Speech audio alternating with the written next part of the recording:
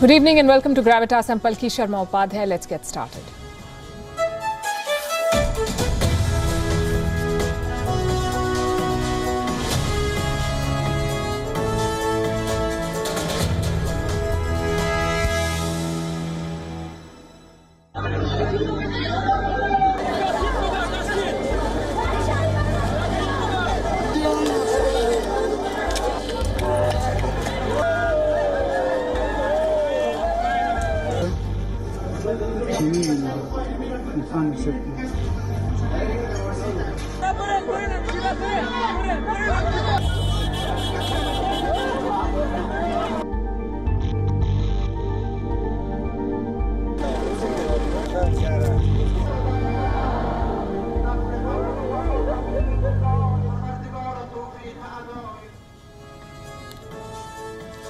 There's been another terror attack in Afghanistan. According to some reports, almost 190 people have been killed and wounded. It happened in a Shia mosque, a suicide attack, yet another targeting of a religious minority. Shias are a religious minority in this country. Sunnis dominate the Taliban and other terrorist groups like the Islamic State Khorasan, the one that may have been behind this latest attack. It happened in Kunduz. Beyond the horror that has been perpetrated on these people, this attack also shows what awaits Afghanistan. A war among terrorists to gain power. The Taliban made a career out of attacking their own countrymen, but they're failing to save them from attacks. In fact, they're failing on almost all fronts. They want the United Nations to pay their electricity bill. They want the world to pay for their food. And they don't want to keep their promises and take Afghanistan back to the dark ages. But first, they must fight other terrorist groups to remain in power in Kabul. On Gravitas tonight, we'll bring you a ground report. Also on the show, did you know that Pakistan cricket is funded by India? We are not saying this. The chief of Pakistan Cricket Board is. We'll get you the full story. In India, the Maharaja is now a private citizen. The Tata Group has bought the country's flag carrier, Air India. 2 journalists have won the Nobel Peace Prize this year. We'll bring you their story. And South Korean drama Squid Games is breaking records on Netflix. We'll discuss why this is such a rage. We begin as always with Gravitas Global Headlines. The world's biggest manufacturer of vaccines, India, has resumed exports of COVID-19 vaccines. The Serum Institute will be sending 1 million doses to Nepal, Myanmar and Bangladesh. This comes after a temporary ban during the second wave of the pandemic in India. Averting a major economic crisis, the U.S. Senate approves a legislation temporarily raising the nation's $28.4 trillion debt limit. We have reached agreement to extend the debt ceiling through early December. By doing this, the U.S. has avoided the risk of a historic default later this month. The $480 billion increase is expected to be exhausted by December 3rd. The UN has voted to create a special rapporteur on Afghanistan who will investigate any violations in the country carried out by the ruling Taliban and other parties. This comes amid concerns for the rights of Afghans as the nation transitions into an Islamic emirate. India says that no Chinese soldiers were detained in the standoff with the People's Liberation Army in the Indian state of Arunachal Pradesh last week. Officials say that the standoff took place due to differences in perception of the line of actual control. An Israeli judge's ruling that quiet Jewish prayer should be allowed at the Al-Aqsa Mosque compound has stirred anger among Palestinians. The site, revered by both Muslims and Jews, is a flashpoint in the Israeli-Palestinian conflict. The NATO Secretary General Jens Stoltenberg says that the organization has withdrawn the accreditation of 8 Russian officials to the military alliance, this in response to the rise in malign activities by Moscow. Nigerian security forces rescued near 200 kidnapped victims during their raid on the camps of criminal gangs. The Nigerian police says that the gang were operating from dense forests in the country's northwest region. At least 4 people, including a child, died due to heavy flooding in Alabama. Emergency workers rescued dozens as flash floods closed roads and swamped homes. 2018 World Cup winners France produced a stunning comeback to beat Belgium 3-2 in the semi-finals of the UEFA Nations League. Goals from Yannick Carrasco and Romelu Lukaku had given the world number 1 Red Devils a 2-0 lead at half-time. But France turned things around in a spectacular second half with strikes from Karim Benzema and Kylian Mbappe before a 90th minute from Theo Hernandez. France will now face Spain for the title on Sunday. An American magistrate judge has recommended that the civil lawsuit against Cristiano Ronaldo over the alleged rape of Catherine Mayorga in 2009 should be dismissed. The judge has sided with Ronaldo's lawyers that Mayorga's case is based on leaked and stolen documents that are inadmissible as evidence. In 2019, prosecutors had said Ronaldo will not face criminal charges due to a lack of proof. Tonight we begin with the news of another terror attack in Afghanistan. A suicide blast at a mosque. This was in Kunduz, in northern Afghanistan. It was the worst terror attack since the Taliban's takeover of the country. At least 100 people are dead and wounded. According to some reports, 190. It's a bloodbath. We received pictures of the aftermath. Bodies strewn everywhere. Very, very disturbing images. We advise viewer discretion.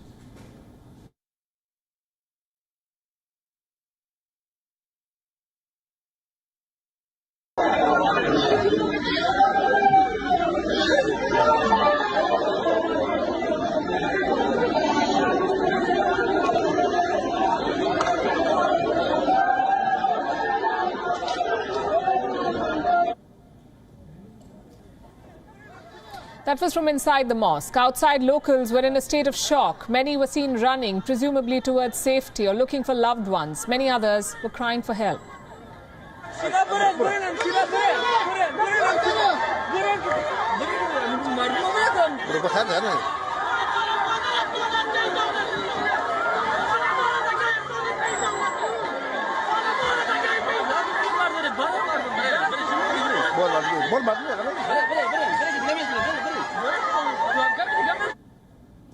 Who was behind such a ghastly attack? No one has claimed responsibility yet, but the attack fits a pattern. It was carried out by a suicide bomber. They targeted a mosque frequented by Shia Muslims. Shias are a minority in Afghanistan. The Taliban are predominantly Sunni Muslims. Shias have been under attack, especially by the ISIS-K, the Islamic State Khorasan, ISIS-K. It's the same group that carried out the deadly bombings at the Kabul airport. Since August, they have repeatedly targeted Shias. They have set off bombs at mosques, sports clubs and schools. The Taliban have retaliated by going after the ISIS-K leadership. Both groups have now declared war on each other. They both are fighting in the name of the same religion, and they're both killing innocent Afghans. On Gravitas tonight, we'll tell you about this war within Afghanistan. First, allow me to put today's events in context. Last Sunday, there was a memorial service at a mosque. A number of senior Taliban leaders were attending. That's when a roadside bomb went off at the gate of the mosque. 5 people were killed. No one claimed responsibility, but the Taliban said the ISIS-K was behind it. The ISIS-K has been trying to expand its presence. Their traditional stronghold has been eastern Afghanistan. Recently, they killed more than 25 members of the Taliban in Jalalabad. On Sunday, they reached Kabul, and today they struck in northern Afghanistan.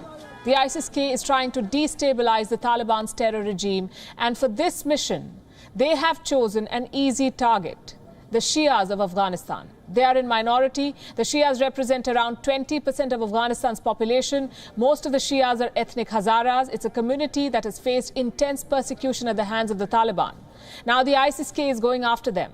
They consider Shias to be heretics. In the month of May this year, there was a series of bombings outside a school in Kabul. At least 85 people died, most of them young girls. More than 300 were wounded.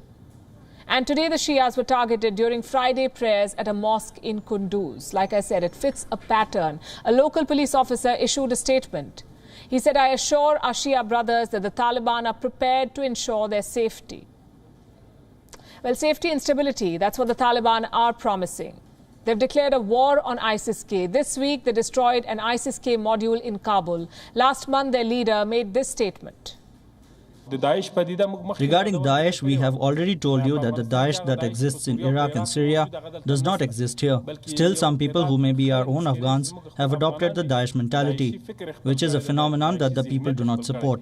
A phenomenon that does not have the support of the people cannot cause us trouble, and it cannot last. Daesh has no physical presence anywhere in Afghanistan and only invisibly carries out some cowardly attacks. The security forces of the Islamic Emirate are ready and will seriously stop them. They will seriously stop them, he says. The Taliban may have taken Kabul by force, but their war is not over. They're fighting their own terrorist cousins now. This is not a battle for religion, by the way. This is a war for power, one that is consuming Afghanistan. My colleague Anas Malik has been reporting out of Kabul and other parts of the country. He has seen the takeover of Afghanistan by the Taliban. He's joining us from Kabul with the very latest. Good evening, Anas. This is the worst terror attack that Afghanistan has suffered since the Americans left. And they blame the Kabul airport bombing on the Americans. Who are they blaming for this one?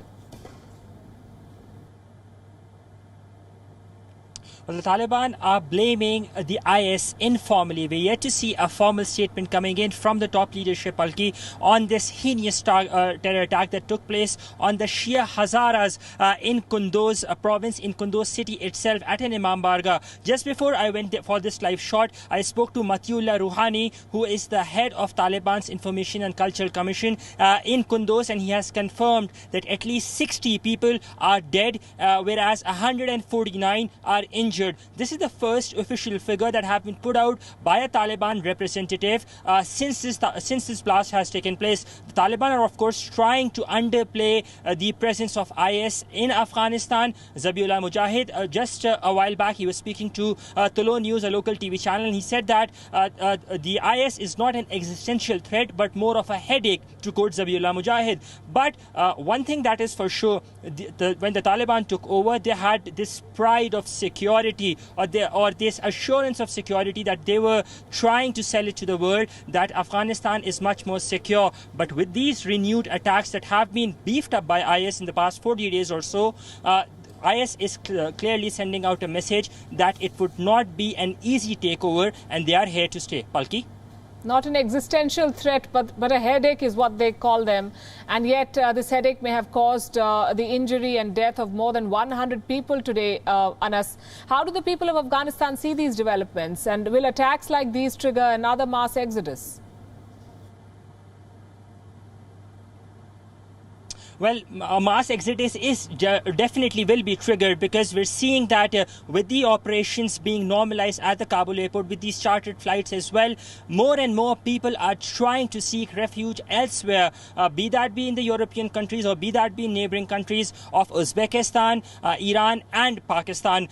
In Kabul, if I talk to you about, because today was a Friday, and Friday we usually see that the country is, it's a holiday in the country, it's a weekend in the country, but there were beefed up security measures. But it is a little too late, given that the Taliban have been claiming to ensure that that Afghanistan is much more secure. But as you had said, and we've been seeing that over the past 40 days, we're nearing almost 2 months since the Taliban took over the capital city of Kabul, in fact the whole country. And in the past 40 days, we've seen these renewed attacks. They started from the east in Nangarhar, in Jalalabad. It went further down east to Kunar, came towards the center, and even in the capital city of Kabul, and now it's gone towards northeast in Kunduz. It's targeting the Hazara Shia community, the Shia minority. So by and large, that sense of insecurity that was already there when the Taliban had taken over in Kabul within the residents, that has increased. That sense of uneasy calm, that has increased, and it will persist. It won't be easy for the Taliban to claim that all is well, that people are out on the road. Yes, people might be out on the road because that's what they have to do.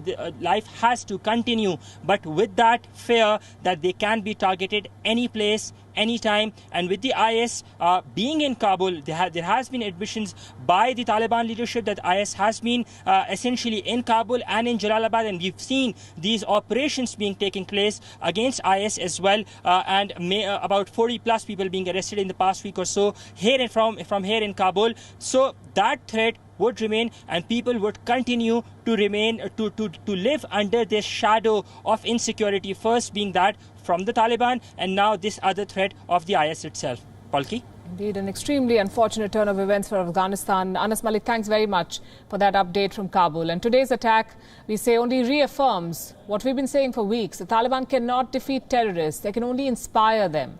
You can call it the Pakistan playbook. In public, you promise to tackle terrorism, but behind the scenes, you do the very opposite. For 20 years, Pakistan used this playbook on the United States. On Thursday, they tried again. American diplomat Wendy Sherman is in Islamabad. She is the Deputy Secretary of State, the first senior Biden official to visit Pakistan. She's meeting the entire Pakistani leadership, the foreign minister, the prime minister, the army chief. And this is do or die for Pakistan. America, has finally caught on that double game. Wendy Sherman is not looking to repair ties. She's looking to set new terms. Let me tell you what she said. The trip is for a very specific and narrow purpose. We don't see ourselves building a broad relationship with Pakistan, and we have no interest in returning to the days of hyphenated India-Pakistan. That's not where we are. That's not where we are going to be. This is America's message. It doesn't get simpler than this. The US is moving on from Pakistan, 20 years too late, we say, but moving on nonetheless. President Joe Biden still hasn't spoken to Imran Khan. US senators are drafting sanctions on Pakistan. This visit by Wendy Sherman was Islamabad's last chance to salvage the relationship. And what does Pakistan do? Lobby for the Taliban. Their national security advisor wants the world community to engage with the Taliban. Their interior minister says aid supplies will continue no matter what. What do you call all this? Confident or delusional? Pakistan's own economy is sinking. It is living off loans and Chinese scraps.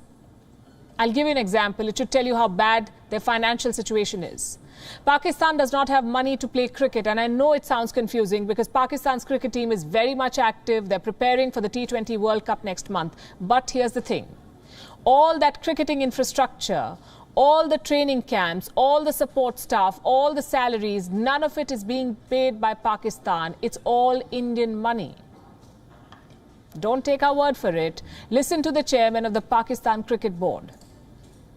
Pakistan cricket board ICC की funding पे 50% चलता है और ICC funding ये होती है कि वो टूर्नामेंट्स कराते हैं और उसके जो पैसे हैं वो अपने मेंबर बोर्ड्स में बांट देते हैं और वो जो आईसीसी की फंडिंग है वो 90% इंडियन मार्केट से आती है। सो हमें एक तरह से इंडिया के बिजनेस हाउसेस पाकिस्तान क्रिकेट को चला रहे हैं और कल को अगर इंडियन प्राइम मिनिस्टर ये सोच लेती कि हम पाकिस्तान को फंडिंग नहीं देंगे तो ये क्रिकेट बोर्ड जो है ये कोलैप्स भी हो सकता है। There you have it. A pretty simple equation. India sustains the ICC, the International Cricket Council, and the ICC sustains Pakistani cricket, which means Indian funds are keeping Pakistani cricket alive. Take that out and the Pakistan board will collapse. You heard it from the top boss himself, Ramiz Raja, the chairman of the Pakistan Cricket Board. This may seem like a story about cricket, but it's not. It's a story of Pakistan's misplaced priorities. There is no other explanation. Both India and Pakistan are cricket-crazy nations. Whether it's Karachi or Mumbai, you will see kids running around with a bat. Their cricketing journeys also began at the same time, with the same resources and the same passion. But look at things now. India is a cricketing superpower. It is single-handedly expanding the sport. What about Pakistan? Their board is running out of cash. Foreign teams are refusing to tour Pakistan. This is a self-inflicted disaster. There is no vendetta against Pakistani cricket. There is no conspiracy against Pakistani fans. Cricket abandoned Pakistan